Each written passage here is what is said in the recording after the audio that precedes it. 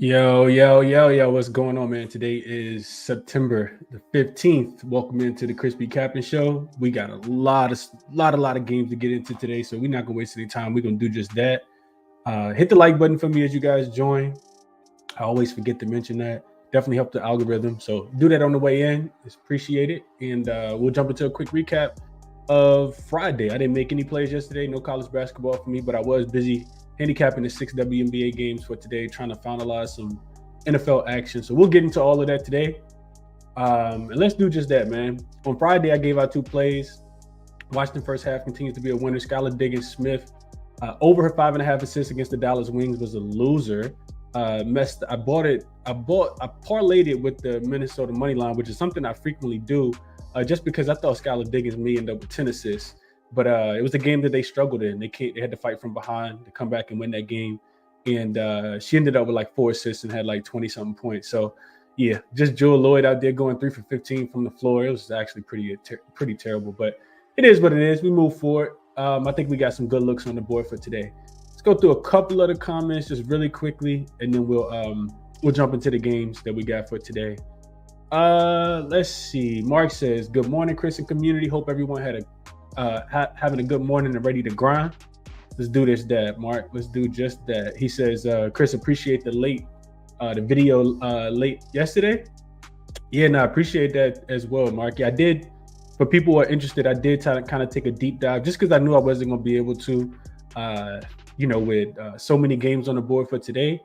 I just went ahead and did a deep dive into a couple of the games, the Mystics versus the Atlanta Dream. And then I also did the Fever versus the Wings as well. So people are interested, you definitely can go back and check those out. They're under the video tab, not the live tab, but under the video tab. What's up, Erica? Lando in here as well. What up, Lando? What up, Peasy? Big Marvin here. Top of the morning to my guy Justin. Couple Joe in here as well. And Joe the Gambler in here with us this morning as well. What up, Joe? Hope all is well with you, bro. All right, let's get into the games for today. First, I put this in here because I wanted everybody to be able to kind of see, what's on the line for today. All the teams in the WNBA will be playing. The first time, I think, all season we have all 12 teams playing at the same time. And, that's going to be interesting to see how that goes. But I think 3 games start at 3, and then the other 3 start at 6. So still really difficult to watch. I mean, most people are going to be watching NFL as well. I'll have a bunch of screens on YouTube TV, on a bunch of TVs, trying to keep up with all the action. But the big thing that I wanted to point out here is just that fight for the number 8 seed, right? We know that the Washington Mystics just beat the Atlanta Dream in Atlanta, so they need to win to stay ahead of Atlanta.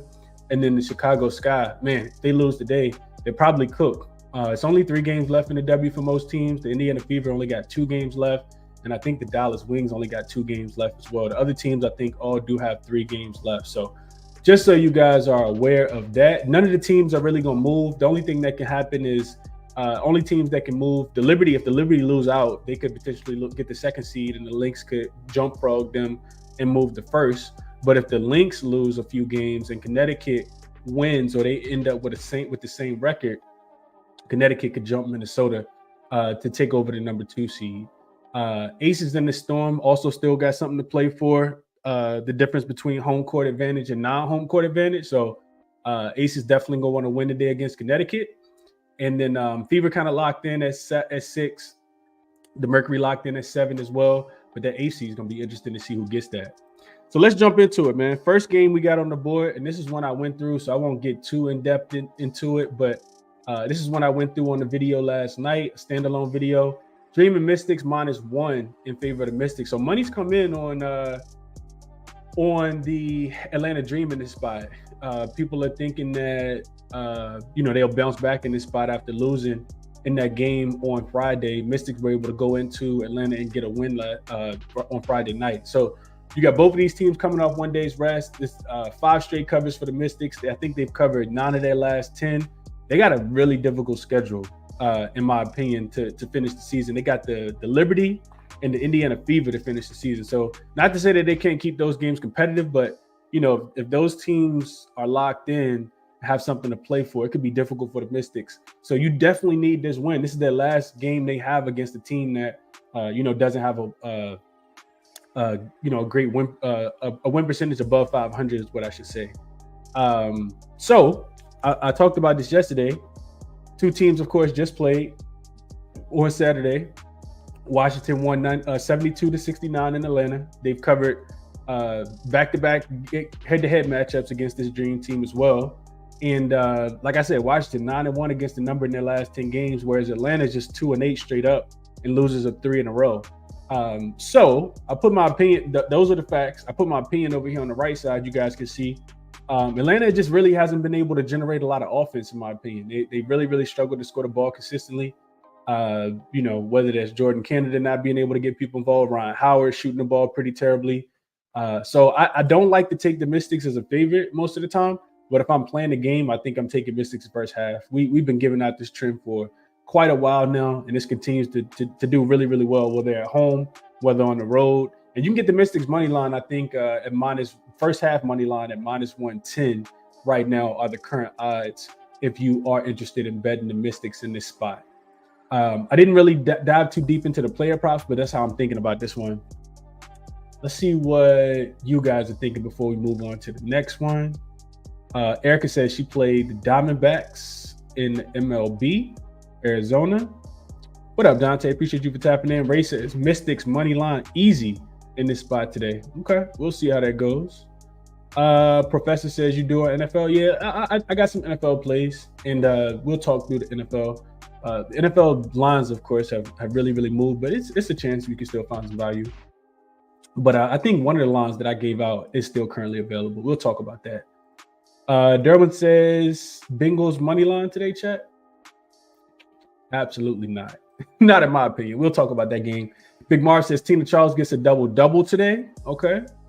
Erica likes Ariel Atkins over her 12.5 points as a lean here. And Drop a Dime says thoughts on the first half under.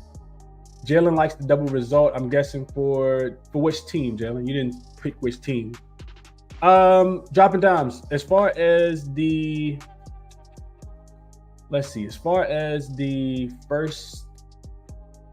first half under, I kind of think the game goes over. I talked about this in the video last night for people who had a chance to tune in. But what I looked at was, and it's the full game over. I think it probably starts off with a few more points. The thing that stood out to me, and I know Atlanta has been pretty terrible at scoring the basketball. I just think that they bounced back offensively. If anybody got a chance to watch that game on Sunday, they shot terrible from the field. They shot 26% from the field, 25% from the free throw line. They had one basket in the second quarter, and they still got the 69 points. Their team total today is only 77. So I think with a total this low, I would only be able to look towards the up and over. Pretty sure it's going to be some adjustments made, and I'm expecting the Dream to be able to score a few more points, even though the Washington Mystics have been a better defensive team lately. I just think that this one goes up and over the total. So strong lean to the over. I didn't quite get there on it just because there's other plays that I like the most. But Washington first half money line and the over would be my thoughts on today's game. What up, Mr. Cash Out? And then he says, I like under. Books haven't adjusted enough. Rock fight coming. Think it sneaks up and over. We disagree here, but we can agree to disagree, Anthony. Jalen says Mystics double result, likes both of them. Ken says good morning, Chris, and early morning cappers. Let's get this money. Mystics and full game over. Number too low, not to take the over. Yeah, this is one that could barely, sneak up and over the total. So I do like the over here. There was a trend that I shared yesterday in yesterday's video. It was, man, I should have probably wrote it down. I remember what it was though. It was I didn't write it down. It was teams that play within a 3-day time frame in a rematch where the team one is a road dog and now they're a home favorite, and the total is the previous total went under and the total is lower than the game total. Those, I think it's 10-4-1 or 10-4 to the over in the next game. So I like over in this game. I think the total's a tad bit too low. Let's see. Dante says lately the back-to-back rematches, second games have been unders. I agree with that, but I think this one might be a tad bit too low. Enough time on this game. Let's go. Let's go. My guy Mark says he likes the Mystics first half, but think Atlanta wins. I'll only play Mystics first half. Yeah, I think Mystics first half is the right side as well. Let's go to Wings and Fever. I also made a standalone game here. Ski says, I'm not even entertaining these ladies today on NFL Sunday. Chris better than me. So I know you agree with this, Ski, but this is where you can find the value in the WNBA because you got to put all the NFL lines out. So I kind of, these NBA lines was out yesterday, which is why I sent out some of these plays yesterday. And I think we got a couple soft spots for sure because of that. But to each his own. I know you've been killing the NFL, Ski. Hey, you got to do what's putting the money in your pocket, and that goes for everybody. All right, so Wings and Fever next game up. I think 8.5 is the consensus here. Injury report. I think Dallas has everybody. Natasha Howard did miss the game on Friday, and the Fever got a clean injury report as well. So you get a Wings team that's pretty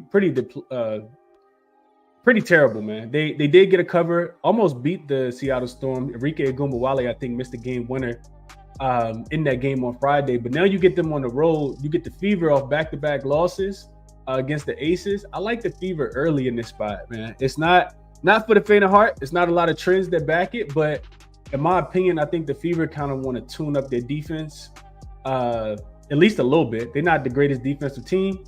But the Wings, their offense is kind of falling off a cliff as well. If you look at their last, I think they're going under in 3 of their last 4 games.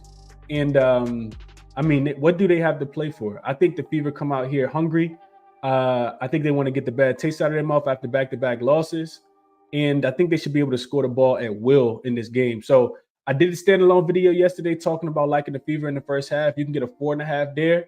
I do think that the Dallas Wings are going to give it up in this game. This will be the 3rd time that these two teams have played so far this season. Both of the games went up and over the total. 178.5 was easy. 178 was easy. 182.5 was easy as well. But now we see this up to 185. This is the highest total on the board all season long. We haven't had a total that's closed at 185, 184.5, either one of those numbers. This is the scary part. Indiana 8-0 to the over as a home favorite this season. This is typically a spot where they don't play a lot of defense. 0-4 against the number if they're a home favorite laying 5.5 points or more as well. I just kind of feel like the Wings are probably done. I know that they just gave a really good effort in their last game. I think that might be the last one that they give this season. So like I said, I like the Fever early. -4.5 in the first half. Also would be looking at I think the under is probably in play here as well. These are the number 1 and number 2 fastest paced teams over the last 5 games. That kind of kept me off the total. But 185 is such a high total. I would only be able to look towards the under.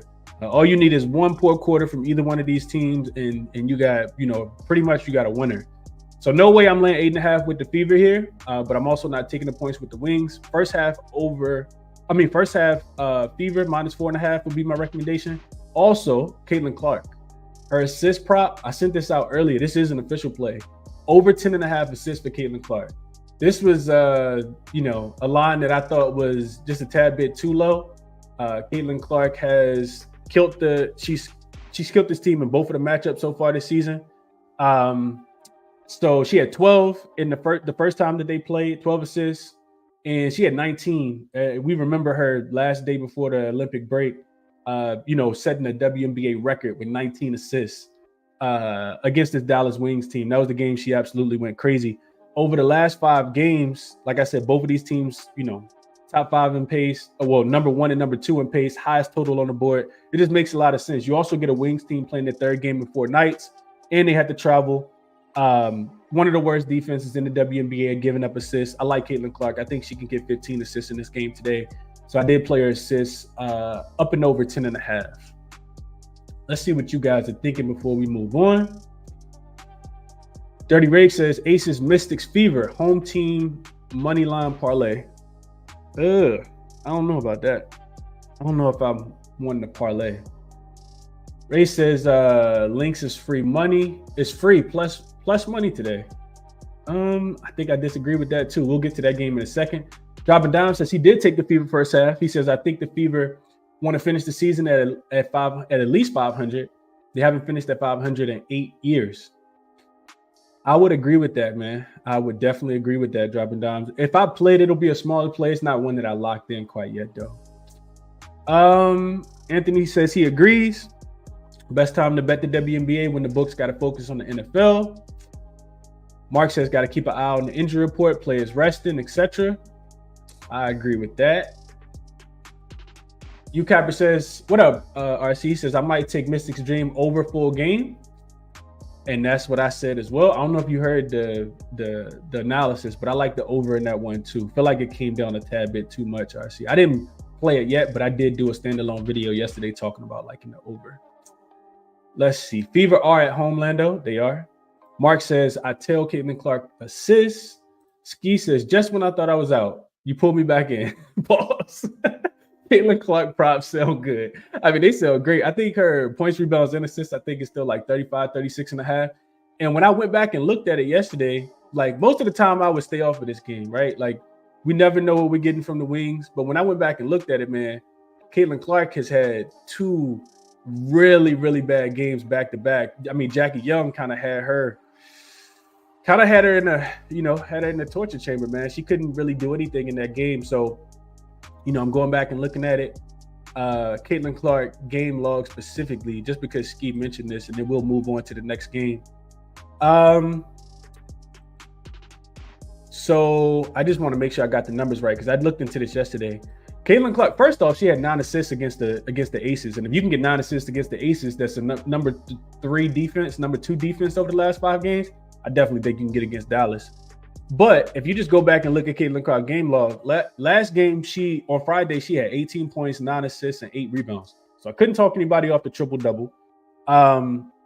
She shot 2 for 8 from the 3-point line and 7 for 18 from the field, 38%. The game before that, when they played on Wednesday, she had 16 points, 6 assists, 3 rebounds. She shot 6 for 22 and 1 for 10 from the 3-point line. Caitlin Clark should absolutely have a bad taste in her mouth and want to take it out on this Dallas Wings team that she's had really good games against. 28, 12, and 4 in her last game. That's 44 points, rebounds, and assists. And then in the first time she played Dallas, 24, 19, and 6. So she's religiously killed this team. Love it. Salty says, besides Dallas, who else has nothing to play for? The Sparks. Both of those teams are eliminated. All the other teams are in. What up, Ball Talk? Cuppa Joe says, in this game, I got the Fever team total wings are auto fade most days. It's 95.5 or 96.5. I tweeted that out as well. I couldn't quite get there with that. That number is a tad bit too high for me. And they may not even need to score that many points. The Wings offense, like I said, has not looked great recently. Let's see. What else we seeing here?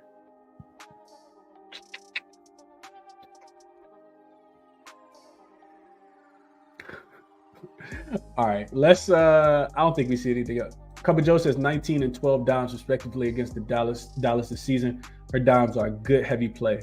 Yeah, I didn't play it too heavy, but I did take it up and over 10.5 assists. All right, let's move on. Liberty and the Lynx. So Lynx will be in New York. Real quick, I want to make sure I check the injury report on this game. I did look at it yesterday and I didn't see anybody on there, but I just want to double check behind myself to make sure I didn't miss anything. Yeah, no injuries at all. Outside of Sabali for the Liberty, she is listed as questionable due to a right handspring. Outside of that, the Liberty should be good and the Lynx should be good. So this line opened 2.5 yesterday is what the line was listed at. And I sent out the Liberty minus 2.5. I think the Lynx are a really, really good team. And there's potential that they could come in here and win this game. But a couple of different things I looked at. And both of these teams have been red hot. I do think these are the best 2 teams in the WNBA right now. Pretty sure the Aces got something to say about that. But Minnesota, I think, would want this game more, and which is makes it difficult to play the Liberty. And what I wrote in my notes, I actually wrote this down by hand. A Minnesota loss and a Connecticut win would drop Minnesota to the 4th seed behind Connecticut, because Connecticut owns the tiebreaker over the Lynx, which we talked about at the beginning of the show. New York will have to lose out to drop to the number 2 seed. New York does have a 1-day rest advantage in this spot. The Lynx had to go home and beat Chicago in their last game and then get back on the road to this game, which is the biggest thing that kind of stands out to me, in my opinion. The Liberty are coming off 2 back-to-back absolute easy wins against the Dallas Wings. I mean, they murdered the Wings twice in those 2 games. So you got the 1-day rest advantage. You got a Lynx team that beat them in the Commissioner's Cup. And the Lynx have been traveling all over the place. This is the 9th straight different gym for the Minnesota Lynx. So outside of having the rest disadvantage, they have not been in the same arena. No back-to-back home games for quite a while. So I know that the Lynx are 5-3 straight up, 6-2 against the number as a road dog this season. But I think the Liberty, the thing that stood out to me when I was looking deeper into the numbers, Liberty are by far the better rebounding team. I think that's what helped them beat the Lynx in the last game. So I'm thinking Jaquel Jones has a big game. I didn't touch the total in this one, but I do think the Liberty take this game serious, and I did lay the points with them. I got it at 2.5 yesterday. Of course, the number is shot up now. I think it's all the way up to 5 is what I saw it at. Maybe even 5.5 as well. But I thought the Liberty were the right side, so I did take the Liberty in this matchup. Also, a quick trend that I was looking into yesterday that kind of supports it. Home favorites playing against another really good home favorite. So both teams have a 55% win percentage or better, laying 5 or less. 102 and 59 straight up. That's 63%. You're just asking them to win by a bucket, by 1 possession. So I did take the Liberty. I know that they let me down, and everybody who tailed last week against the Aces, a shorthanded Aces team. But yeah, I think the Liberty are the better team, and honestly think they win the championship as well. Let's see what you guys are thinking about this one before we move over. Let's see. UCabby says, I'm not a fan of the Wings offense on the road. That's what kept me off of the over. And the team total already high for the Fever, so stayed off of that game. Says he skipped this game too, but leaned towards the under.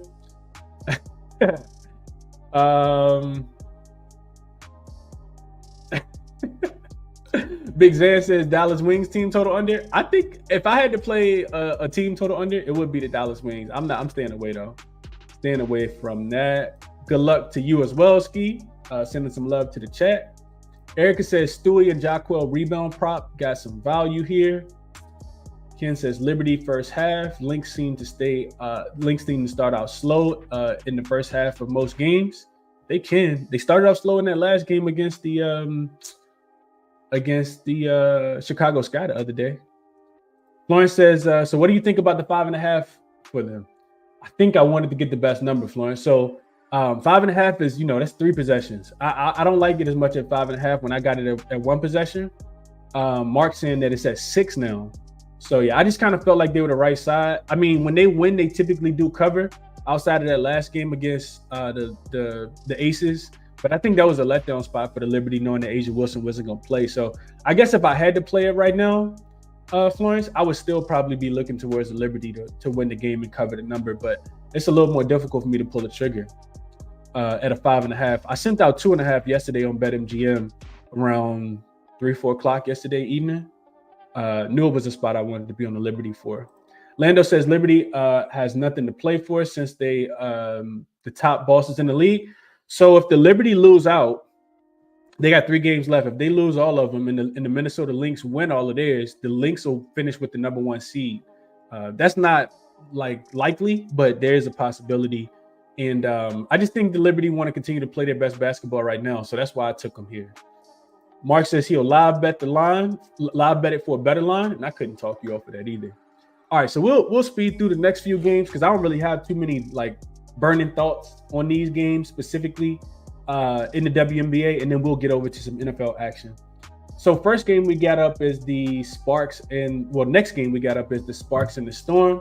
Injury report in this one is needed because this line was at 12 when it opened, and now it's come down to 9.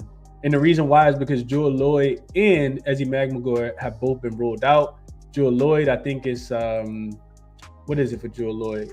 It's a right knee injury, so she probably won't play in the next game either. Probably just shutting her down before the playoffs start. And then Ezzie did leave that game against the Dallas Wings.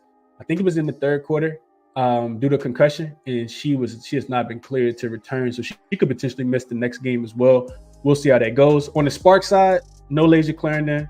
I think she continues to be out with mental health reasons. No Odyssey Sims. I'm sorry, no Lexi Brown, of course. Ari McDonald also listed as out in this game. And Odyssey Sims is also listed as probable. So it looked like Odyssey Sims will play. She's dealing with a right hand injury. So, yeah, I don't really got a lot of thoughts in this game. Seattle, of course, barely got a win in their last game. They against the Dallas Wings. They are coming back home. This is a Sparks team that has nothing to play for. I think it could be difficult for Seattle to generate offense. I know the Sparks defense isn't the greatest, but it's not a game that I really like. I wish we had some Gabby Williams lines. I think without Jewel Lloyd being there, Gabby Williams could potentially step up offensively. So that I might be looking towards a prop, but I'm not interested in the side and the total in this game at all. Just not anything that I'm super interested in. Not sure what effort you're going to get from the Sparks. This is their second to last game of the season. They have nothing to play for. And Seattle also kind of, letting kind of showing their hand like, we don't care about this game as much either. We'd probably just resting some players. So ugly play, but probably Sparks plus the 9 is the way that I would look in this one. But I'm not playing anything. Mark says Storm on Friday let me down. No more. Dev says Storm money line. That's a heavy price there. Probably in a parlay, I'm thinking. What else? Can't wait to fade the Storm in the playoffs, Erica says. Yeah, the Storm, man, they're going to have to put it together for sure. They've looked terrible recently. Let's just skip this game. Not a game that I'm super interested in. But if I had to play it, it would be Sparks plus the points. Next game up, we got the Mercury and the Sky. This line actually opened with the Sky laying 2 points, and this line is like really moved. It's moved a lot. It's now, I think it was 2.5. It was 1.5 when I made the graphic about 30 minutes before the show. But now it's up to 2.5. And I saw some money coming in on the Mercury in this spot. So now you got the Sky at home as a dog. And these are two teams that, if people haven't been paying attention in the WNBA, that have both been playing absolutely terrible. It was difficult for me to even want to, like, this is the game that I don't want either team. I do think that based on the injury report, which is something that we should look at, you could potentially get Kalia Copper back here. She did not play in the last game. She was out due to a back injury, and she is listed as questionable. I'm guessing that money is coming in because the Mercury could potentially get Kalia Copper back in this spot. But when I went through and I looked at it yesterday, this was a game that I told myself I probably won't play. I think it's much better plays on the board. The Chicago Sky are 2-8 in their last 10 games, already outside of the playoffs now because they continue to lose games. And then you got a Phoenix Mercury team that's also looking like they're falling off a cliff. They're 3-7 in their last 10 games as well. I still think the Mercury are better than the Sky.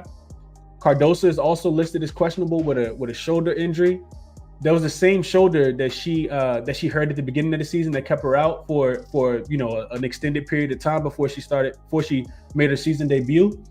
And if she can't move that shoulder, it's going to be difficult for her to be out there and play. So I think, just looking a little deeper into it, I think Coach Teresa Weatherspoon said that she expects her to be fine and she expects her to play. But I went back and watched the injury. I mean, she was kind of I wouldn't say excruciating pain, but you can tell it was bothering her. And you need your shoulder to be able to lift your hand, especially for her to be able to rebound and box out. So I know that the Mercury have been terrible, but I do kind of feel like they're the right side. I'm not, I'm not betting on the Sky right now. I'm also don't want to bet on the Mercury either. So I guess whoever was getting the points was probably the right side in this game. It's not anything that I played here though. Dropping Dime says first half under 80.5. Both of these teams are 7-3 to the under in the first half in the last 10. I could definitely see that. Both teams really, really struggling to score. The Mercury allowed the Connecticut Sun to go on a 22-0 run, I think, the other day. Yeah, so I could see that. Mystics first half money line for me, Dev, if I was playing in that game. Let's see. What's the injury report on this game, Big Zan? I just mentioned it. Hope you caught that. It was Jess Kalia Copper, game time decision with the back injury. Rebecca Allen continues to be out. Cardosa, game time decision. And Diamond DeShields is also still out for the Chicago Sky. Mercury win, easy money, Kara says. I do think the Mercury should be able to bounce back in this spot. They have absolutely looked terrible recently, though. Boy, it's hard to bet the Mercury right now. Both of these teams are minus 10 plus in net rating over the last 10 games. It really bad, man. All right, let's go over to the last game in the W, which is the Connecticut Sun and the Las Vegas Aces. I did send a play out right before the show started on this game as well. So 5.5 is the number. This total, I think, has trickled down some. It's down to, let me just double check it. I want to say 159.5 is the total now. Yeah, 159.5, 158.5 as well, depending on where you're shopping. And the Aces are, let's double check the point spread real quick. The Aces are laying 4.5 instead of 5.5. So money coming in on Connecticut, money coming in on the under. What I agree with is the money coming in on the under. For this game specifically, you got Connecticut. One thing that stood out to me for the Connecticut Sun, specifically in this spot, was just some of the opponents that they played. Connecticut looked really good, and this is a really good team. But for whatever reason, we know that the Aces typically handle this team. They've beaten them twice already this season. 72-67 on September the 6th. They were laying 1.5 in that spot in Connecticut, won that game by 5. And then June 21st, before the Olympic break, they beat them 85-74 in Las Vegas as well. We're laying 5 in that spot. And both games went under the total because we know Connecticut offense can struggle on the road. But if you don't look deeper, you would think that Connecticut's offense has looked pretty good recently because they just played, in my opinion, some weaker opponents. They played the Phoenix Mercury, were able to score 88. The Los Angeles Sparks were able to score 86. They got the 79 against the Sparks. And yeah, the defense has been really good. This is the number 1 rated defensive team over the last 5 games. But the Aces also the number 2 rated defensive team over the last 5 games. And that's one of the reasons why I really like the first half under in this spot. I think last game of a 4-game road trip for Connecticut, they could come out a little flat. They are coming off just 1 day's rest. And then for Las Vegas, first game back home after a 4-game road trip. This is not the greatest spot for the Aces either, but I think they still play defense. This has been the best defensive team, the second best defensive team over the last 5 games, and they've been playing much harder opponents than the Connecticut Sun have. The Connecticut Sun, just like I said, just beat up on the Phoenix Mercury. They're quickly falling off a cliff. The Sparks twice, and then they lost to the Aces, lost to Seattle. The Aces, on the other hand, just went into Indiana, kept Indiana under their team total at home. This was the fastest pick. This was the number 1 rated offensive team over the last 5 games. Kept them under their team total, giving up 74 points and 75 points. Went to New York before that, gave up 75 points. Held this Connecticut team to 67 points. The Chicago Sky, 71 points. This is a really good defensive team. So I played the first half under here. For anybody who remembers, last week when these two teams played, I gave out the first half and the full game under, excuse me, when the game was in Las Vegas. And when the game was in Connecticut. And I think you just kind of go back to that here. Both of these teams, of course, like I said, number 1 and number 2 defensively last 5 games. Aces playing not that fast. Actually playing before they played Indiana twice, they were playing at the second slowest pace. And we know that Connecticut doesn't play fast either. They have been playing a little bit faster since Marina Mabry, but I think this is going to be a defensive game. This game also means a lot for the Aces because they gotta stay. They could potentially either be behind or stay in front, or stay in. Them in the Storm are battling for the last home court playoff spot. So I think this game means a lot to the Aces. Connecticut, same thing. If Connecticut can win and Minnesota loses, they get the second spot because they own the tiebreaker. The other thing that really stood out to me was just Aces being 10-0 to the under in the first half. I absolutely love this spot. I got 81.5, but I think you could play it down to 80. I think it's a very slow-paced game. I think both of these teams, do a really good job defending what the other team likes to do. Connecticut likes to get out, run in transition. Aces don't give up a lot of fast break points. Connecticut likes to score a lot of points in the paint. Aces don't give up a lot of points in the paint. So I did play the first half under. I stayed off the full game, but I like the full game under as well. Let's see. Kara says, I'm only watching my Fever today. That's where my money going if or when I wager today. Jabba, what's up, Jabba? He says, who's going to convert Caitlin Clark assist, Chris? Boston, Mitchell? What you lean if you had to? No, I think I was looking at this, Jabba, because I don't want to make two plays in the same game, but Aaliyah Boston really stuck out to me. Her points plus rebounds was 24.5, and she went up and over. I think she had 18 and 8 in one of the games, and Dallas religiously gives it up to bigs as well. So I think after being in the torture chamber herself against the defensive player of the year, in my opinion, in Asia Wilson, Aaliyah Boston probably bounces back as well. I can see a lot of. We know what the Indiana Fever offense is. It's a lot of, high pick and roll with, Caitlin Clark making the decision. So if they double, Aaliyah Boston's going to be wide open for that midi. And if they convert to Aaliyah Boston, she'll swing it. It'll be Alexi Hall 3. So I'm not sure, or Kelsey Mitchell. I'm not sure who converts the shots, but I just took Aaliyah. I know the ball's going to be in her hands, and I think that she gets a ton of assists today. So I guess I would say Aaliyah Boston, but I'm not sure. What up, Can't Stop? He says, I don't know if you play anytime touchdown scores, but today he's loving these guys. Malik Neighbors, because he's playing against my Commanders. Makes a lot of sense. CeeDee Lamb gets New Orleans. He likes Zeke as well, same game, and Debo against Minnesota today. We'll get there. Justin says, Sun under 160 when he bet it. Only WNBA action for himself today. Kyra says, I think the Sun win. Asia goes off. It's going to be closer than we think. I think they just got the Aces. They got Connecticut's number, but we'll see how it goes. If the Aces play with the same defensive tenacity that they have been playing with, I think they win the game. I'm staying off the spread though. Let's see. Dev says, I think the Aces take control and win. Kennedy Carter's going to go off 20 plus points and 6 rebounds.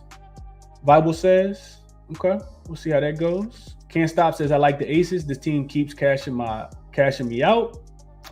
Mark says, I love watching Caitlin Clark in Boston. Yeah, it's art. It's art, Mark. They look really good, man. I like watching them play as well. Ken says, should be a defensive game under. Dev says he likes the Aces on the money line.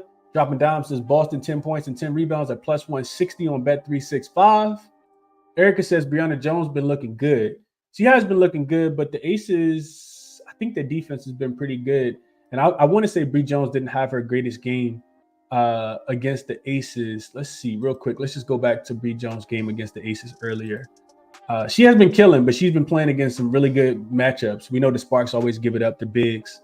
Aneka Ogumake should have a big game today against her old team at home, especially without Izzy being there. If you can get some NECA props, I can see her having a big game. Bree Jones had 17 points against the Aces in their last matchup, though. 7 for 9 from the field. She had 6 rebounds in that game as well. And let's just double check real quick and see what she did in the first matchup against the Aces this season. She had 18 points in that game. So, yeah, it could be a big Bree Jones game. The guards probably don't play as well. Bree Jones has been consistent, too. 20 against the Mercury, 19 against the Sparks, 21 against the Sparks, 17 against the Aces, 21 against Seattle, 26 against Seattle. He's on a tear. That's 6 straight games of at least 17 points or more. Shooting above 60% in every game. That could be a good look. Erica, don't let me talk you off. I like it. I like it a lot. Marquise says Caitlin Clark and Aaliyah Boston, John Stockton and Karl Malone. See that? Yeah, they definitely play that way. All right, let's move it on over to NFL before we get into a quick recap. Y'all let me know your thoughts on these games. I'm not giving out plays in every single game. I'll just let you guys know how I'm kind of thinking about the game. And if I had to make a play, what I would be playing until I get to the games that I did bet. So I want to get to my notes because I think they're in my phone on this game. Maybe they aren't. Maybe they're here. Let's just shift it on over to NFL notes. All right. So Raiders and the Ravens. This is a game that I think at this point, I think if you want to take it, you probably want to tease it. Raiders opened, I think, as like 5.5 point favorites. Money, this got bet. Well, opened as 3.5 point favorites. I think it was the look ahead line was. It got bet all the way up to 9.5. Now it's back down to 8 though. This is back down to 8. In the total, I don't think it's moved too much at all. I'm not high on the Raiders at all. I think that their offense is going to struggle to score the basketball. Not a big Aiden O'Connell fan. The Ravens have the rest advantage here because, of course, they haven't played since last Thursday. So this is a game that I actually like the under. I think if the Ravens do struggle, it'll be because of their offensive line. The Raiders do have a pretty good defensive line, but I think they're still going to struggle to stop the run. This is one of the worst rush defenses in the WNBA, in the NFL. Raiders gave up 176 rushing yards last week. That was the fifth most. Gave up 143 yards on the ground last year when they were in road games, which was the third most as well. I think Baltimore should be able to run the ball. It should be able to set up some RPOs, some play actions for some big plays as well. And I looked at Baltimore. They're allowing just 17 points per game at home last season, which was the sixth fewest. I kind of think Raiders team total under. Ravens or full game just to go under as well.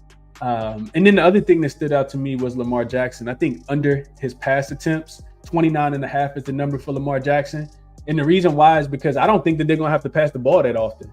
I think the Raiders are going to struggle to score the basketball. I think, with the Raiders giving up 176 rushing yards last week and the Ravens being a run-first team, this sets up for a lot of success for Lamar Jackson to use his legs, for Derrick Henry to have a big game. And they're rested. So John Harbaugh with the rest advantage in this spot as well. I think you tease the Ravens down. I'm not playing the 8, the 7, the whatever it is, the 8.5, but I think you could tease the Ravens down. I'll talk about who I want to tease them down with in the next matchup. But if I had a player prop, it would be a look towards Lamar Jackson to go under on his pass attempts. I just don't think he's going to need to throw the ball 30 times against the Raiders defense. Let's see what you guys are thinking, if we have any thoughts here.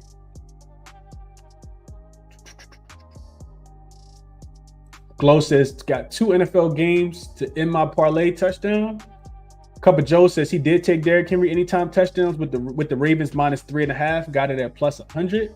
Why do you like the 3.5? That's way beyond the key number of 3. But I guess you think they're gonna win the game by more than a field goal. Let's see. Justin says he said Raiders can't score the basketball.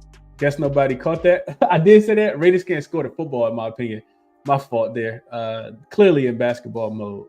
Dropping Dime says I took Lamar under attempts like 3 days ago. Love this look. Yeah. Lamar to go under 29.5 pass attempts, I think is a really, really solid look for sure. Mark says not popular, but I'm on Las Vegas +9 here. Best of luck, Mark. I didn't play the side, but I don't know, man. It's tough. Winning by a touchdown and a field goal can be difficult. I also feel like this, and I want to mention this before we move along. We have to collect, in my opinion, I have to collect data points for these teams outside of one game. So that's one of the reasons I'm not into a lot of the spreads in week 2. Typically you want to take dogs early in the season until the favorite shows that they can prove themselves. But I want to see a little bit more data points before I start playing a few more spreads in the NFL. James says he likes the over. Dropping Dimes talking about Malik Willis. We'll get into that game. James says Ravens upset about last week loss. I would agree with that. What else y'all saying? Isaiah said he teased it down to 2.5 for the Ravens. Okay.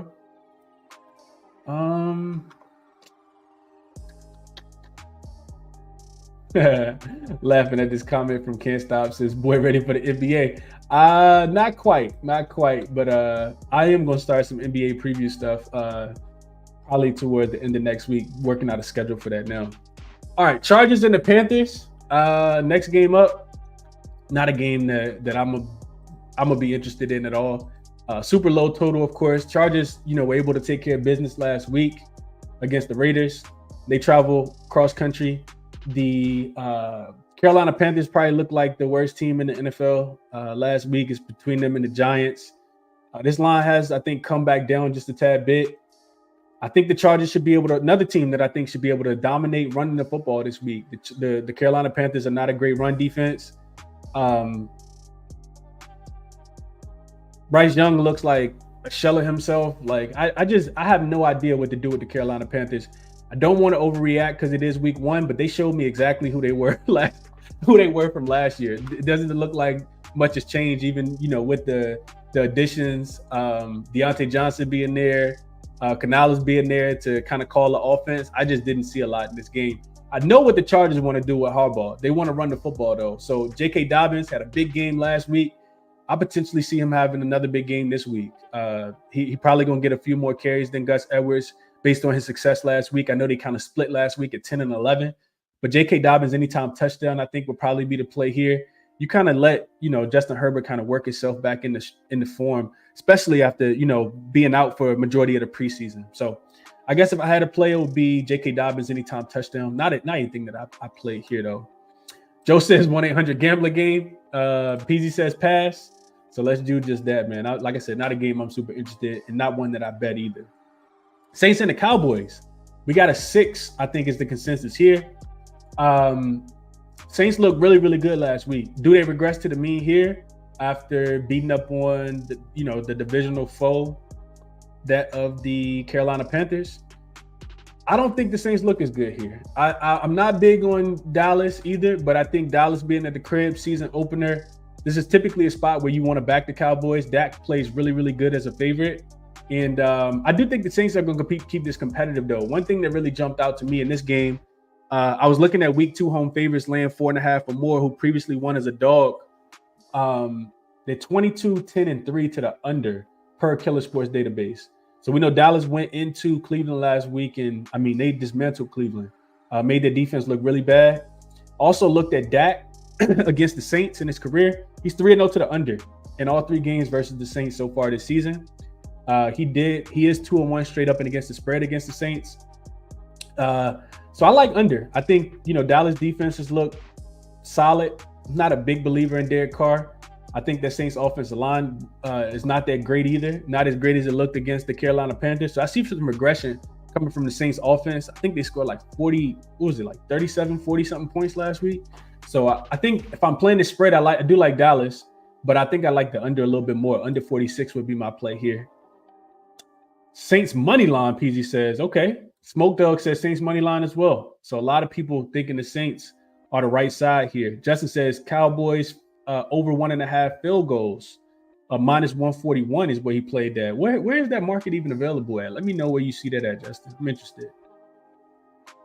Joe, with a trend here, he says since 2010, if you won in week 1 by 25, like the Saints, you are 5-13 against the spread. Dallas also best laying points. Yeah, I know people on the Saints, but like I said, I'm with you, Joe. If I had to play this one, I'd be laying the points with Dallas. Dak plays well as a favorite, especially at the crib. Mark says he likes the over 46 here. Can't Stop says he likes Dallas on the spread. Ken says Dallas on the money line, probably tease that. Ball Talk says he liked the Cowboys -6. He says Parsons going to have Carr looking crazy today. I think Derek Carr with some pressure in his face is going to look like a different quarterback as well. Carolina was not able to generate a lot of pressure there. We'll see how it goes, though. Next game up, the Bucks and the Lions. So we got the Tampa Bay Buccaneers on the road. This line is 7.5, I think. I saw 8 as well. And I think the total is still 51.5. I created these graphics a few days ago. So some of the lines may have moved just a tad bit. This is a game where I like points. I think this is one of the highest totals on the board, if not the highest total. And I like it for that reason. I think there's a couple different ways you can play this game. So the Bucks looked great last week against my Commanders, of course. They got whatever it is that they want. 2 touchdowns for Mike Evans. Man, Baker Mayfield looked like he was going to the Super Bowl. He looked like he was going to be an all-pro this year. And the Detroit Lions kind of struggled out the gate. Now, if you look back at, how the teams have played, just check the injury report, the Bucks got a lot of defensive players on that injury report. And that's why the Detroit Lions team total is 30.5. I think this game goes up and over the total because the Bucks team total is like 20.5. And I think they can get to 21 against the Detroit Lions as well. So the Lions defense didn't look that great, specifically against the pass. They were supposed to be upgraded in that department, but they didn't look that great last week.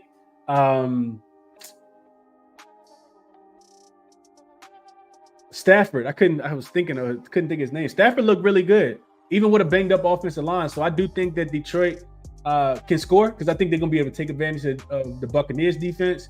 But the Detroit Lions defense doesn't really scare me yet either. I do think that they're supposed to be much improved, specifically against the pass. They were already, top 3 against the run. And for that reason, I think it's a couple different props you can take in this game as well. The first one, Baker Mayfield to go up and over his pass attempts. I think the number's 35.5, 36.5. Like I said, I think Detroit's going to be scoring the ball a little bit more than they did in the last game. Should be a nice bounce back spot for Amon-Ra St. Brown as well. He didn't play well with James Williams taking just dominating the game from the start in last week's contest. But I kind of feel like we see points. I kind of think we see them often. This is a pretty depleted Tampa Bay Buccaneers defense that, Jaden Daniels, a rookie quarterback in his first start, couldn't take advantage of. I think Jared Goff at the crib absolutely takes advantage of this spot, though. So I do like points in this game. Detroit should be able to score at will, maybe even 35, 40 points against the Bucks defense, in my opinion. And then I also think that correlates with the Bucks having to keep up. So I like Baker Mayfield to go up and over his pass attempts as well. 34.5, 35.5. Stafford threw the ball, 46 times last week? And I think he went up and over the total before he even got to overtime, because I know that game did go to overtime as well. Let's see. And if I had to play the spread, I would be laying the points with the Lions. But this is a game where I feel like you can kind of tease the Lions down as well. Let's see what you guys think about this one. Dropping down says he took the under 51.5. So opposite side there. Peasy likes the Bucks plus 7.5. So opposite side there as well. James says people sleeping on the Bucks. I wouldn't know if you say sleeping, James. I mean, you beat the Commanders. I don't know, man. You beat the Commanders. Cowboys and Lions. Bakara. David Montgomery, anytime touchdown, Isaiah says. Big Marv says go Lions. Bucks first half for Ken. Dropping down says unders with a total of 49 or higher are 80, 49, and 1. 62% since the 2021 season, 41 and 16. 72% since 2022. Shout out to Action Network. Okay. Yeah, I think this is a different one though. Dropping down. We'll see how it goes, but I think the Lions gonna be able to score, man. This is the best offensive line in the game, so I think they should be able to run the ball. I think they're definitely gonna be able to pass it against the depleted Tampa Bay Buccaneers secondary. So we'll see how it goes. Erica says Bucks team total over 20.5 is a lean. I also think the Bucks should be able to keep up here. I do. That's the only way I would look here as well. Can't Stop says I think the Lions to run through this team. I do as well. Darnell, yeah, you missed WNBA. You got to go back to the top. Yeah, Commanders is terrible. I can't. It's still hard for me to say too, Mark. I've been a Redskin fan since I was 3 years old, man. What's up, Lightbear? Appreciate you for tapping in as well. Let's move on to the next game. Colts and Packers. Line coming down there. This line is actually down to 2.5 in favor of the Packers. So the look-ahead line, I think, was 5.5 in favor of the Packers. Of course, Jordan Love will not be playing in this game. Malik Willis is going to be the starting quarterback for Green Bay. Not really sure what to expect from him, but I don't have high expectations. I'll tell you guys that. I also, I talked about this last week. I'm not a big, Anthony Richardson fan. He did have two very deep completions last week, but I don't. And I know that Green Bay secondary didn't look great in that last game either against the Eagles. But more specifically, they couldn't stop the run. Green Bay got absolutely tore up by Saquon Barkley and the running backs for Philadelphia in that game in Brazil. So this is a game where I'm not sure what happens. But I guess if I had to play the spread, I just don't want to bet on Anthony Richardson. This is his sixth start on the road. I think Green Bay is going to be, pretty hyped today. Try to back their team. They're going to need the crowd in this game as well. So we'll see how it goes, but not a game I'm super interested in betting. I think if I had to play anything, it would probably be Malik Willis in some form of way to go under. He's just not a great passer, in my opinion. I saw his longest completion, 30.5 yards. I think that's a potential under spot for Malik Willis. His passing yards down to like 167, 165.5. I think that's also a good look. He hasn't passed for 100 yards in any of his 3 or 4 games that he's played in so far. So I do think that's a pretty good look in this game. Green Bay should be able to run the football as well. The Colts got gashed last week, so the rush attempt should be up. Yeah, rush attempt should be up for Green Bay. I think they're probably just gonna try to hand the football off. Not that the Colts don't understand that, but they're gonna have to show me that they can stop the run, in my opinion. So that's the way I'm kind of looking in this game. I didn't play the game though. Isaiah says Colts on the money line. James says he likes the over. Dante says Colts money line with Aaron Jones, anytime touchdown, and Willis to throw a pick. Jonathan Taylor, anytime touchdown. Colts money line, Isaiah says. I think Jonathan Taylor should absolutely be able to get into the end zone for sure. I think his rush prop was like close to 80.5, high 70s. He should. I could see him having a 100-yard rushing day if they're able to block up front. But I didn't play the game. Next game, I didn't play this one either. Cleveland and Jacksonville. Overreaction says that that the Cleveland Browns aren't as bad as they were against the Dallas Cowboys. I'm not buying it. I think with all the stuff that's going on with Deshaun Watson, the other, the new lawsuit that's out against him, how bad he looked in that game against Dallas. And I just think back to Cleveland last year on the road. The defense for the Cleveland Browns was really, really good at home last year. On the road, this team, and this was just something that always kind of stuck with me, the Browns on the road couldn't stop a nosebleed with a beach towel. Last year when they were on the road, they went, let's just look it up real quick. In road games last year, 9-0 to the over. They gave up an average of 31 points per game. And I know Jacksonville's not the greatest offense, but I think Trevor Lawrence should be able to get the job done. I'm only looking towards Jacksonville if I'm playing the game. I'm laying 3.5, and that would be my preferred side. Just not a lot to like for Cleveland. 3-6 straight up last season. 2-6-1 against the number against last year on the road in general. So yeah, I'll be looking towards Jacksonville in this game. Laying the 3 with them is the only way that I would play this one. Erica says the same thing. Jags -3. Donnell says, what lawsuit? You got to go look it up. I don't got time to talk through it, but he got accused of doing some things that he shouldn't have done to a young lady, is what we'll say there. Can't Stop says, I would lay the 3 with Jacksonville. Mark says, been reading about how Watson has lost the locker room. Sounds a mess. I'm not backing them on the road in that spot, especially with Jacksonville coming off a bad win, off a bad loss. Jacksonville should have beat Miami last week. Travis Etienne doesn't fumble the ball away. They just kind of threw that game away late, after having the lead throughout the majority of it. Jacksonville, actually something that I'm thinking about adding, man. I'm trying not to go too crazy, but because I got some plays that I'm going to share with you guys once we get into a recap. But Jacksonville, I think, is in a really good spot.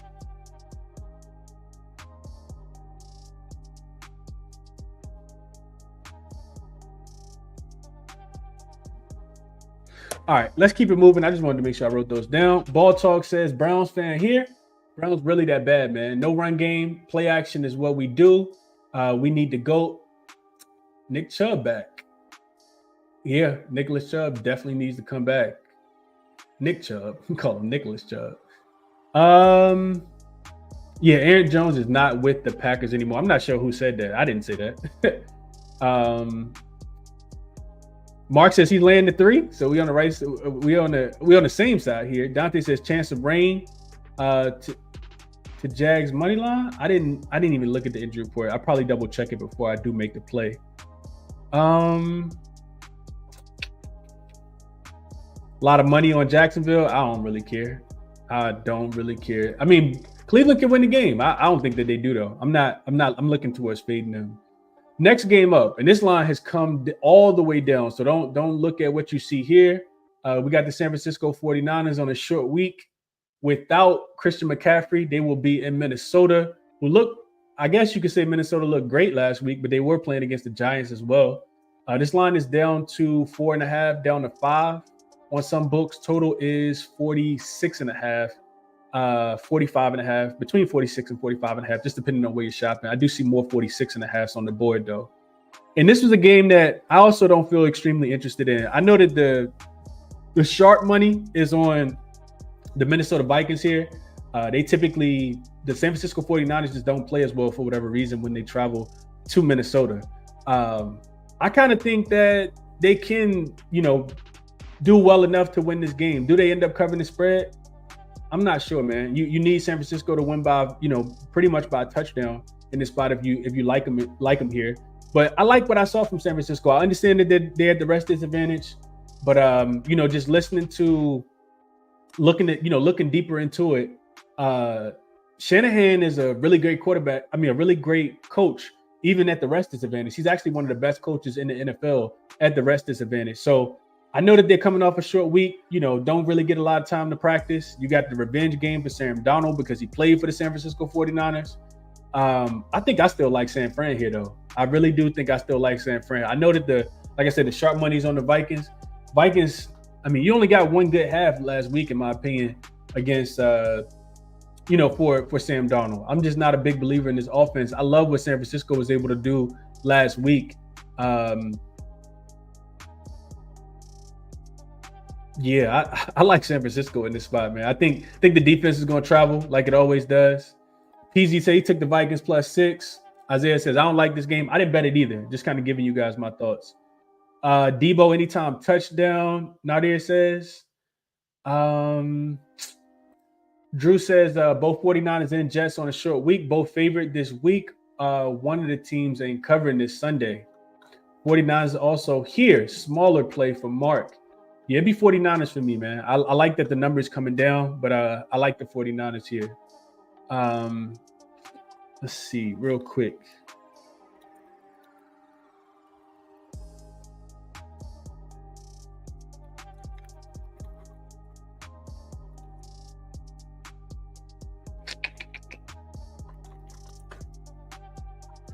'49ers went 2-1 straight up, 2-1 against the spread last season.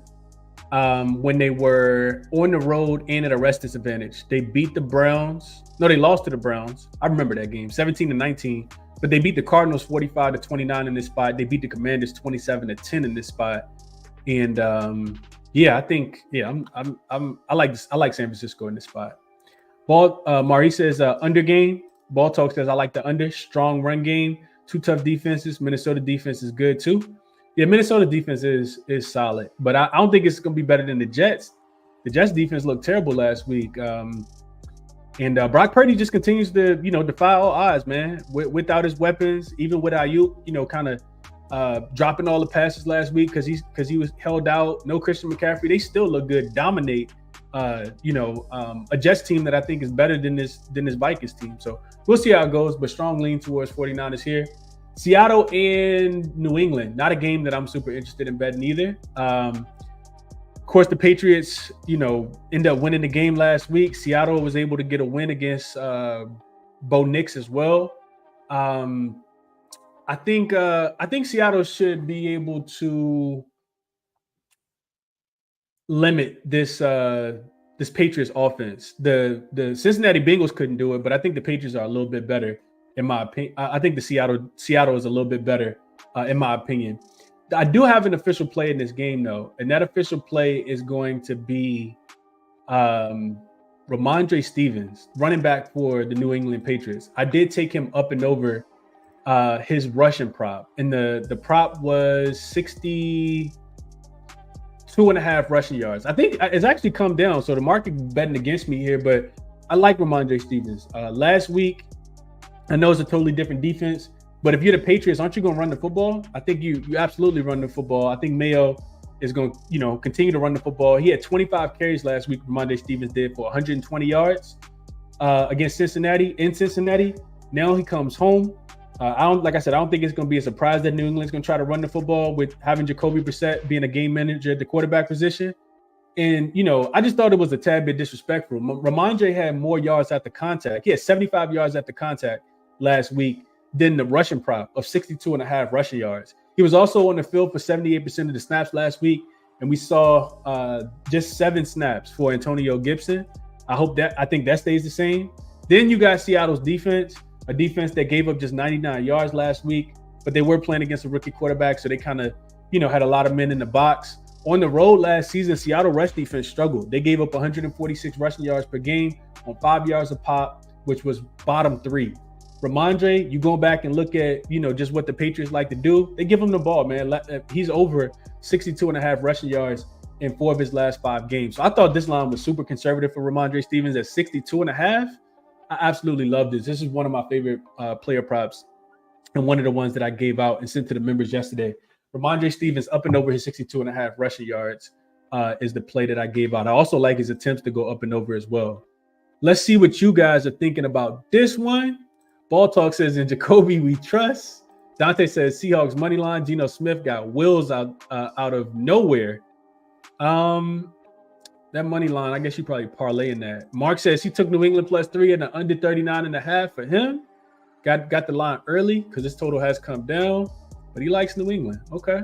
Justin, Ramondre Stevens over 99 rushing and receiving yards at +235. He says, I bet it when you sent it out. His rushing to the VIP half unit, full unit, tailing you. Yeah, he should cook in this spot. I love that, Justin. Hopefully we can get some winners here. What up, Helm? Says, man, I missed the WNBA. He took the Lynx on the money line. We're on opposite sides today, Helm. I took the Liberty minus the 2.5. Just think it's a bad travel spot for the Minnesota Lynx if I'm just being short. 9 straight different gems for them. Rest disadvantage as well. I think the Liberty get it done today. We'll see how it goes, though. One of us is going to win. One of us is going to lose. Can't Stop says it would only be Seahawks for him. So a little bit of disagreement in this one, but I do like Ramondre Stevenson a lot. Jets and the Titans, another game that I did not bet. Like I said, I just kind of want to watch and see how these games go before I, take a whole bunch of spreads. The Jets team, as somebody mentioned in the chat already, though, this is a team, on short rest, coming off a loss in San Francisco, so traveling all the way back cross country, of course, as well, to Tennessee. Tennessee looked like the greatest thing, on turf in the first half, and then, Malik Willis just not Malik Willis. What's the Titans quarterback name? Why can't I think his name? Whoever the quarterback is for the Titans, I'm thinking Malik Willis because he used to be a quarterback for the Titans. Tennessee. Dang,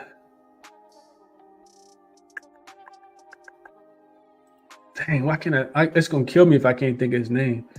Will Levis. That's what I'm trying to say. Will Levis. Appreciate y'all in the chat, man. Will Levis looked absolutely terrible. Couldn't move the ball in the second half.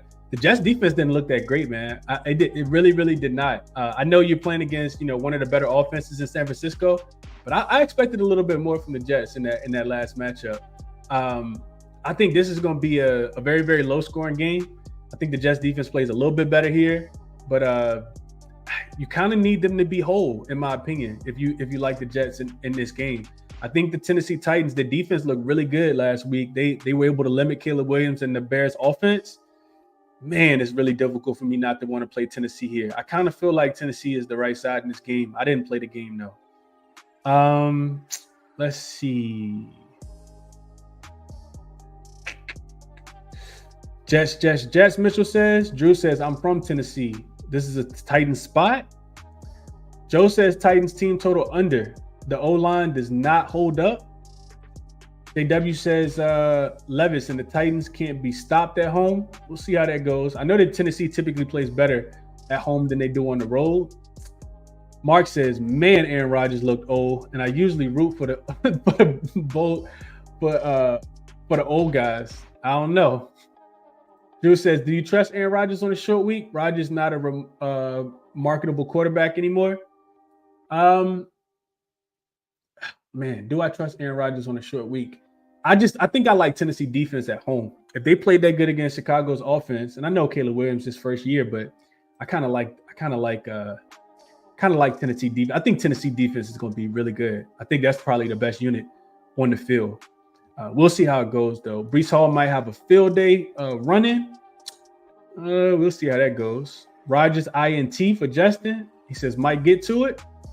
Titans pretty strong at home, Ball Talk says. And just to kind of put some numbers behind the Titans at the crib, last season, the Titans were, give you guys a number real quick, 5-3 against the number, 5-3 straight up, 5-2-1 against the number at the crib last year. They won as a dog against Jacksonville in their last game.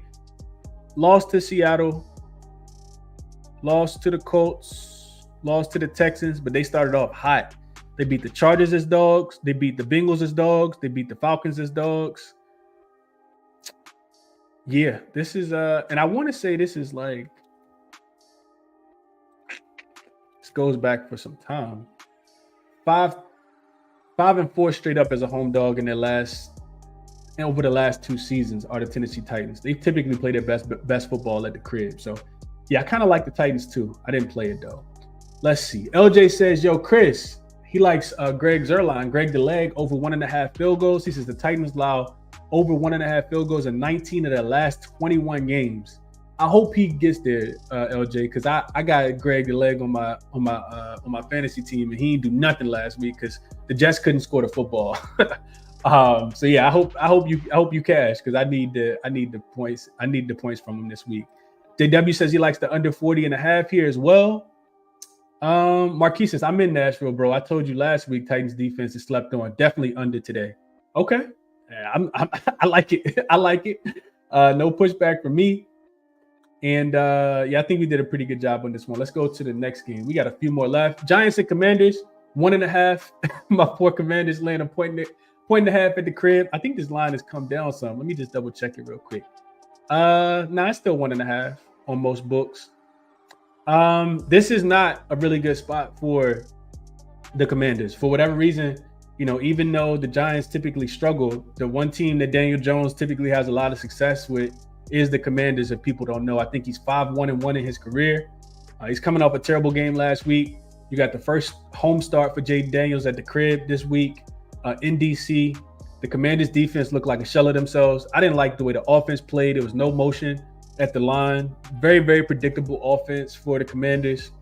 And the Giants look terrible as well. I think if there's anything you like, it's probably Malik Neighbors in this spot, or a look towards Jaden Daniels' rushing yards or his touchdown, in my opinion.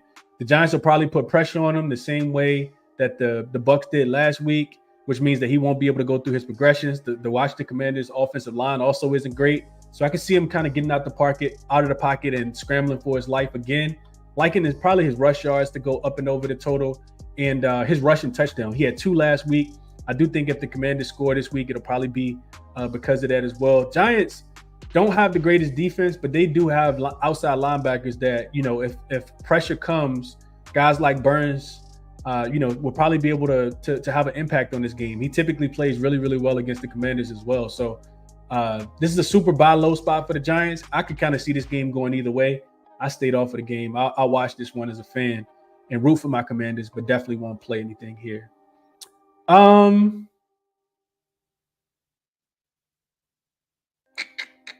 Any thoughts on this one? Nobody. Let's see. Can't Stop says, no disrespect, Chris, but I took Neighbors 2 touchdowns.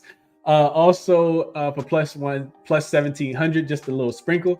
I couldn't talk you off, man. Malik Neighbors should kill the corners for the Commanders. You just saw what Mike Evans was able to do. Chris Godwin caught 1. Mike Evans caught 2 last week. And Malik Neighbors is a really good cornerback. I think that they're going to be targeting him in this game, probably trying to get him the ball, any way that they possibly can. Quick slant plays, screens, down the field. And if the Commanders front 7 can't get pressure, or front 4 can't get pressure on Daniel Jones, he could have a much better day today. And the Commanders didn't generate much pressure last week against Baker Mayfield. So we'll see how it goes. Daniel Jones, 2+ passing touchdowns. Commanders defense has allowed quarterbacks to throw for 2+ touchdowns, 13 of their last 16 games. He says Jones is top 5 worst quarterback in the league. Cup of Joe likes Brian Robinson anytime touchdowns. He says the Giants ain't stopping anyone. Commanders got the worst secondary in the league, Drew says, and that's probably still accurate. You would hope that it would improve with the change of defensive coordinators and Jack Del Rio being up out of there, but it's got off to a very slow start. Baker Mayfield, like I said, looked like he was going to the Pro Bowl in that last game. So, yeah. Ball Talk says Giant spots here. Commander looking terrible. I'll watch it, man. Not anything that I'll bet. Rams and the Cardinals, another game that just really, really tricky to me, man. I'm not sure what I want to do with this one. I know that the Rams offensive line was really, really beat up in that last game. They had a couple, offensive linemen. They came in with starting a rookie. I think one of the other linemen got hurt, which is why I think the Cardinals are favorite here. Cardinals looked good in that first half against Buffalo. For anybody who had a chance to watch that game, they had a 17-3 lead, and that was without them using Marvin Harrison Jr. I think he had 1 catch for 4 yards in that game. Yeah, they look good. I kind of feel like the Rams are the right side. The problem with the Rams is they don't. I mean, I'm sorry, not the Rams. I feel like the Cardinals are the right side. The problem for the Cardinals, they don't play enough defense, in my opinion. Last year they were one of the worst 5 rated units off. Both against the pass and the rush, and I mean we kind of saw it in their last game as well. So I guess you do kind of give them the rest advantage here. Just because, the Rams had to play in the Sunday night game. But it's not a game that I want to play. I think if there's anything, I probably like the over. Rams defense is probably going to be on the field a lot. I can see Kyler Murray having a big game. And I don't trust the Cardinals defense to stop anybody either. So I'm looking at the total to go up and over if I'm playing this one. And let's just see what that total is right now.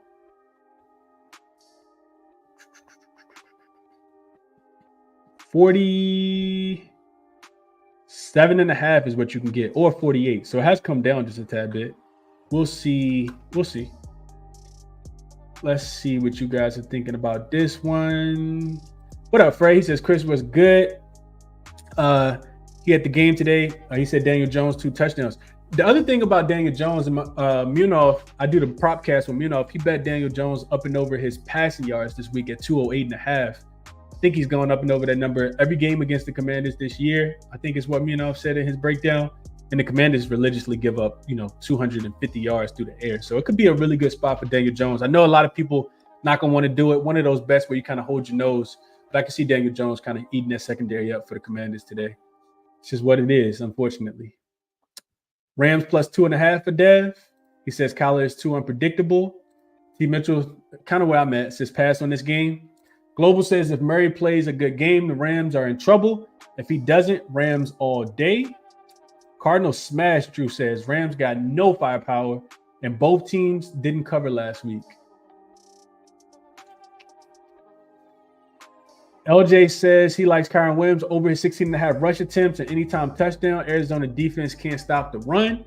Religiously been struggling against it. I could see it. I could definitely see it here. If they just hand the ball off to him, you should be able to get there with both of these, LJ. I like the anytime touchdown. I like a lot.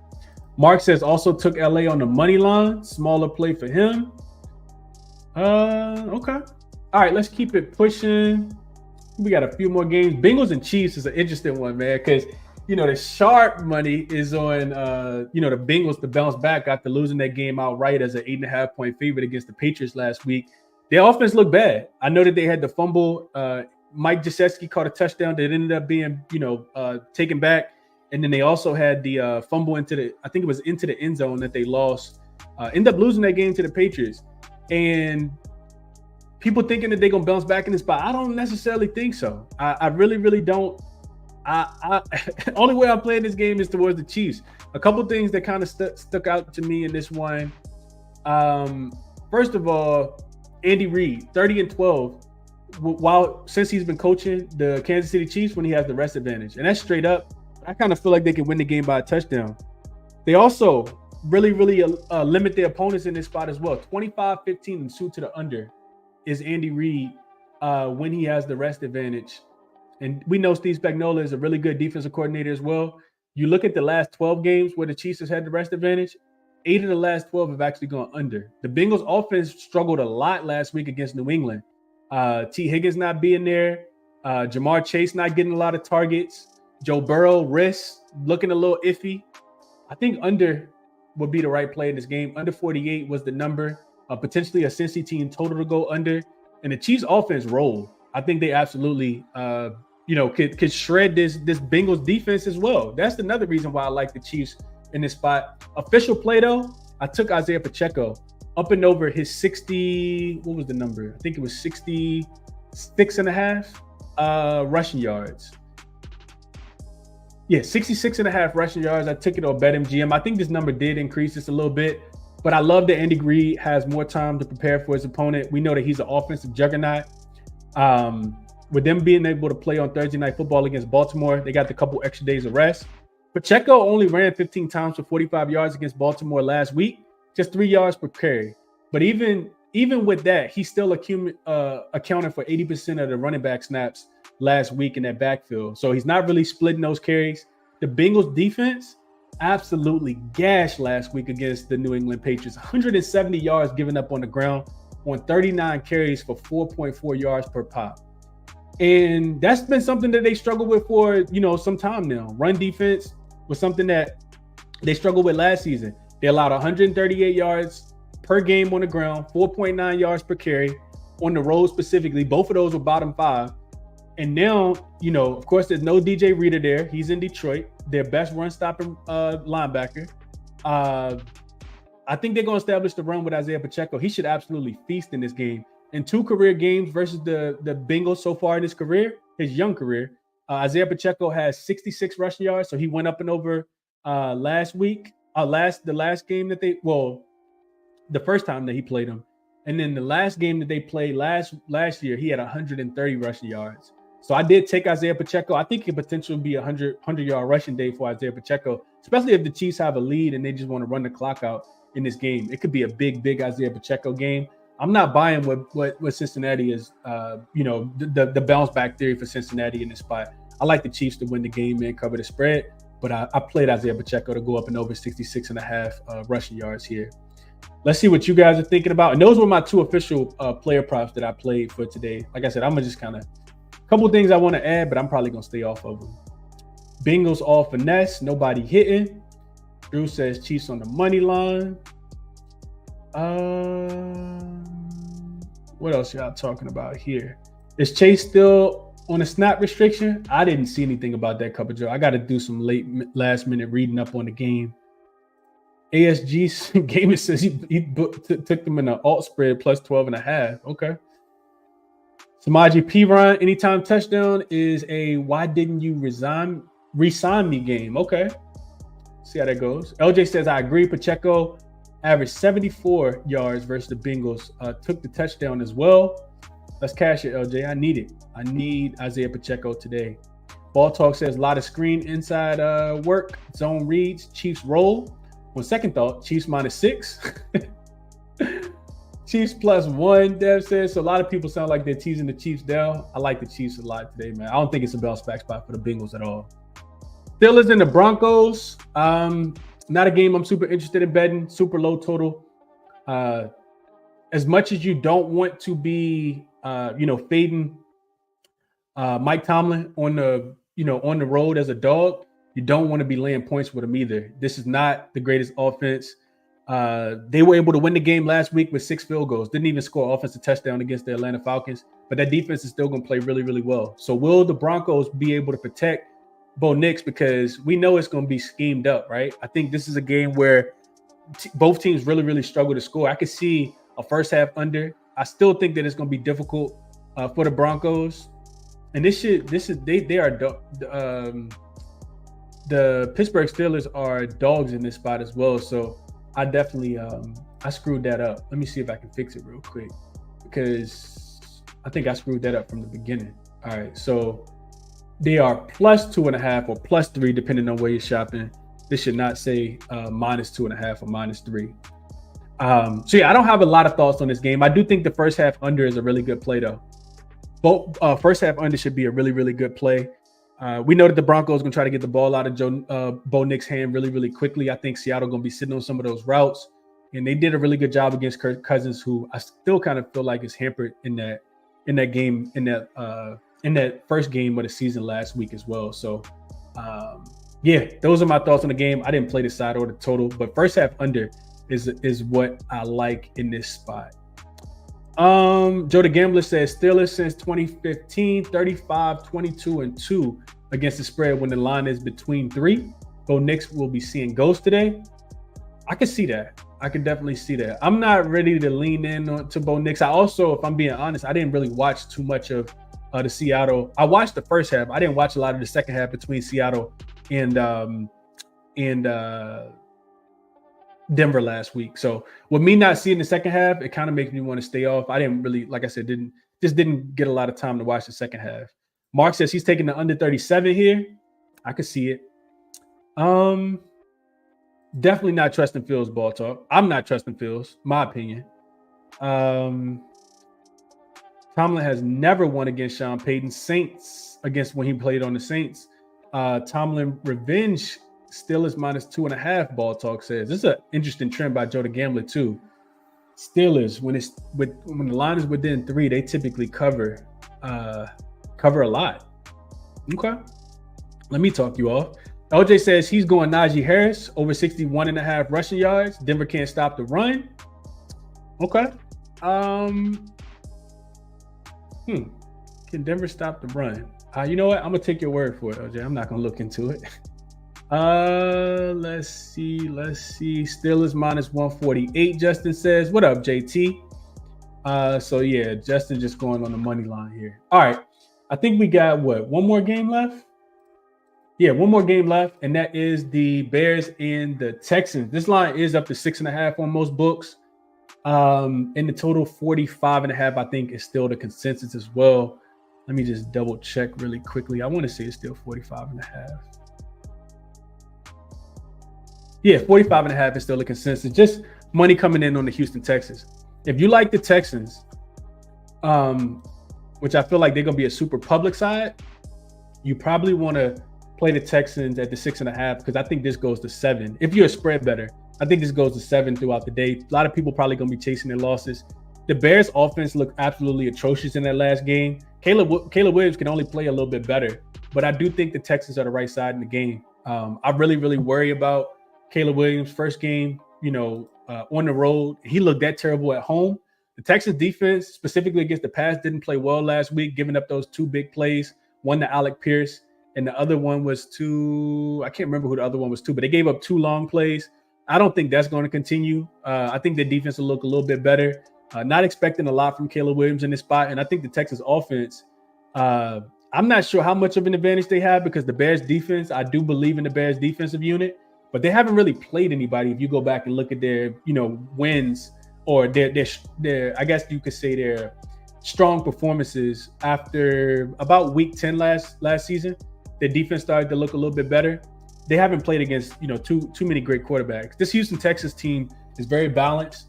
They run the football, as we saw last week with Joe Mixon. He had a monster game. They passed the ball to Deshaun Watson. Got plenty of options out there at the wide receiver position, tight end position as well. So yeah, I think the Texans are the right side. I also just think that the Bears are really going to struggle to score the football. I think the Texans defense is going to be ready, in my opinion. And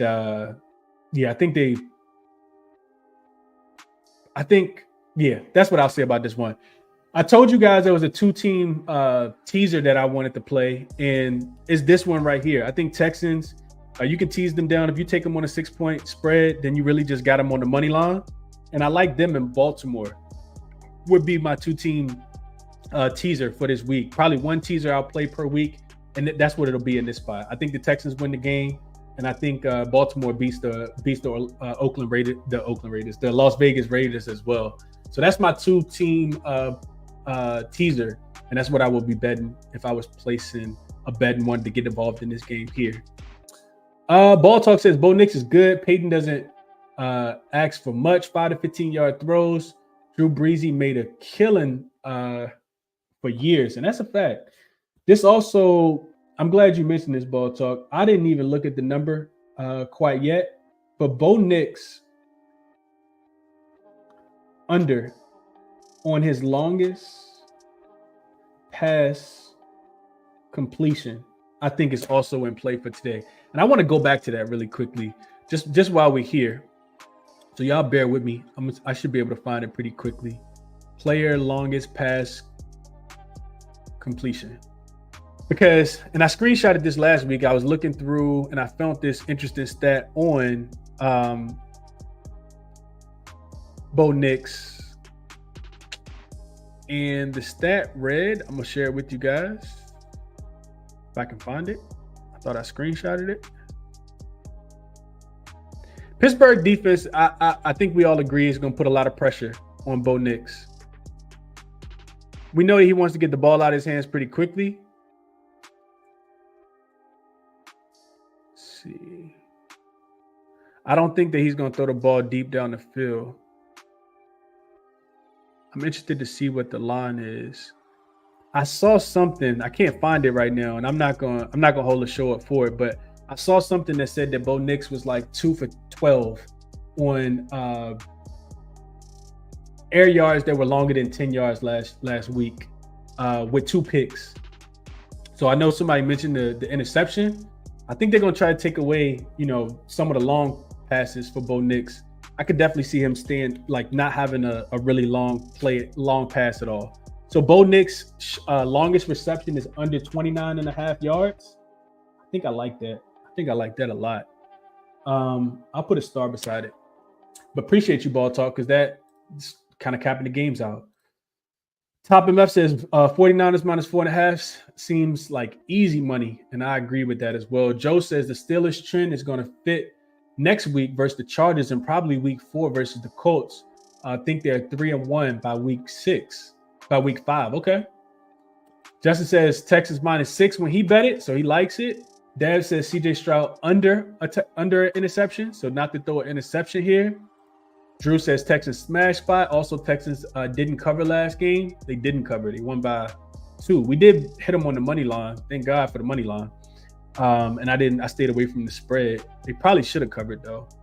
Texans for Mitchell as well. JT says he likes, who's this? Geno Smith under 220.5 passing yards. Justin Jefferson to go up and over his 82.5 receiving yards. Malik Neighbors over his 66.5 receiving yards. Jahmyr Gibbs over 24.5 receiving yards. And Amari Cooper over 58.5 receiving yards. Those are pretty good looks. I like those. Ball Talk says, think Caleb Williams also going to be a draft bust. Super undisciplined. Houston rolls. So a lot of money. A lot of people liking Houston in this spot. I don't know if I messed that up, but yeah, I probably did mess that up. LJ from H-Town, what are you liking in this game? He says CJ Stroud 2+ touchdowns. Texans first half minus 3.5. Less cash. I will be at the game tonight. I like it, LJ. I like it a lot, man. I think I was talking to Munoz about the first half. I wish I could have got a 3, but I do think the Texans are winning this game. I think it's going to be a big shock for CJ Stroud. For CJ. For Caleb Williams in his first road game. Texans season opener as well. Home opener. I think it's going. I do like that first half. I was interested in betting it, but I just teased them down instead. What else y'all saying in this game? Ball Talk says Caleb going to struggle with the Bears staff. Think anyone in this chat can call better plays. We'll see how that goes. I took the first half under Dev in this Aces game today. T. Mitchell says I do like Neighbors receiving yards a lot. I mean, kind of hard not to like them against the Commanders defense. Anthony says FanDuel has Nick's longest completion at under 28.5. I see a 29.5 right now, Anthony. I'm not sure what book you have available. I see 29.5 at ESPN Bet right now for Bo Nix at minus 105. So a little bit of a better number there, minus 105.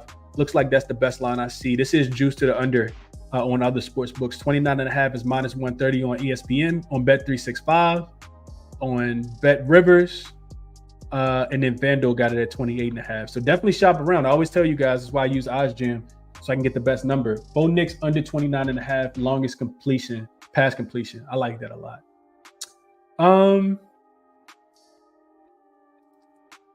Aces money line for me. I'm not betting on the Sun. They can't beat the Aces in my opinion, but that's just my thoughts. All right, so let's get into a quick recap. We went through a lot, long show. Appreciate everybody for tapping in. If you're still here, do me a favor and hit the like button. Share the show. Comment on the show. Let me know what you guys are betting. It just helps the algorithm. But here we are. We'll start with the short list first. Indiana Fever first half plus the minus the 4.5. Like I said, I just think it's a nice bounce back spot for them. I didn't bet it though. Red plays on the left. I did not bet yet. Plays on the right and green. I did bet. But I think the Fever in a nice bounce back spot against the Wings team that probably kind of gave up on the season. Fever off back-to-back losses against the Aces. It makes sense to take them early. I'm not laying points with them for the full game, though. The Mystics in the first half been absolute money. We continue to cash that bet.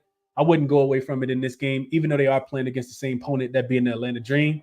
Not sure what happens in the full game, but you can get them on the money line at minus 110 right before the show started.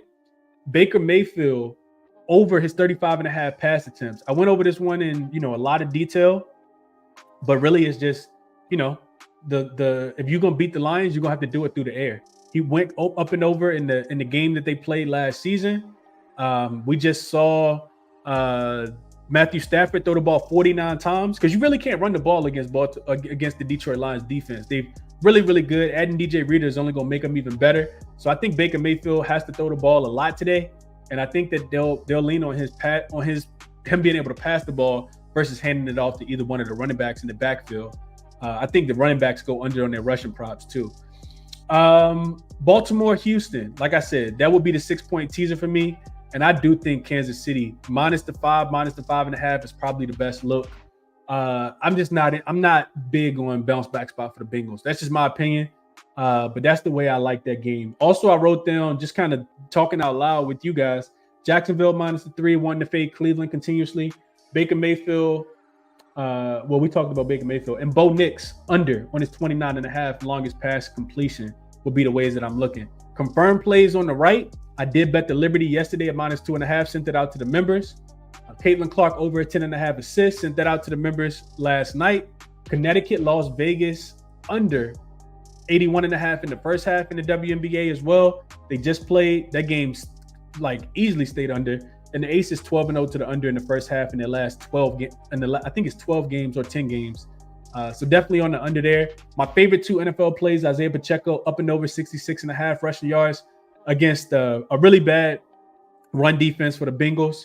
And Ramondre Stevens, 62.5 rushing yards, a guy that had 120 last week. He gets a very, in my opinion, soft defense against Seattle. They're going to run the ball a lot. Both of these running backs should be 80+% of the running back snaps as well. So these are the ways that I played the games today. What's that? 1, 2, 3, 4, 5 official plays, five leans, and we talked about some more as well. I hope it was helpful for you guys. Resources that I use to handicap the games as always are here. Check out OddsJam. You can get 20% off your first month using referral code CBC. Like I said, I always use the live sportsbook screen page to show me where the best number is. Trying to beat the odds and get as less big as I possibly can. And then moneyballer.com, just a one-stop shop to kind of get you all your sports betting trends, man. 50% off your first month if you use code ChrisBeCappinn. I think it's absolutely something to take advantage of. And if you don't like it, cancel it. You can cancel it at any time. If you enjoyed the show, do me a favor, hit that thumbs up button, share the show, subscribe to the channel if you guys are new, and link for all my official plays are in the description of the video. Bet responsibly. Best of luck. And I will catch you guys in the next one, man. It's a lot to bet on today. Don't go too crazy, but it's a lot to bet on in the NFL and the WNBA today, man. Best of luck to you guys, and I'll catch you guys in the next one. I'm out.